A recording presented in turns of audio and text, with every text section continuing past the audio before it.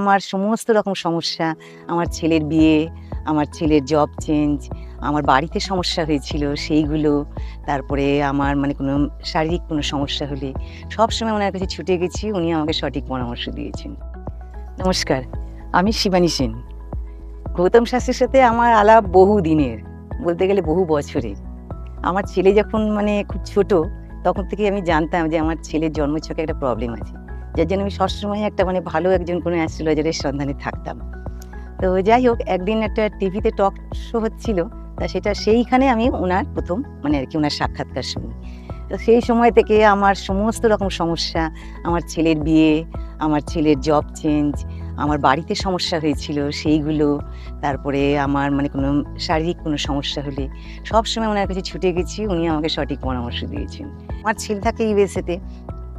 ও কিন্তু এখনো পর্যন্ত কোনো সমস্যায় পড়লে ওনাকে ফোন করে ওনার কাছ থেকে এই সমস্ত পরামর্শ নেন। কেউ হয়তো পড়েছে, তার স্টোন চাই, কিন্তু উনি যদি মনে করেন সেই স্টোনটা তার দরকার লাগবে না, সেটা উনি কখনোই প্রেডিক্ট করেন না যে হ্যাঁ উনি একজন গাইড, একজন ফিলোসফার আর একজন বন্ধুর মতন উনি ওনার ক্লায়েন্টদের পাশে থাকেন। আমরা তো সবাই আমার ভাই বোন সবাই আমরা ওনাকে ছাড়া আমরা ভাবতেই পারি না।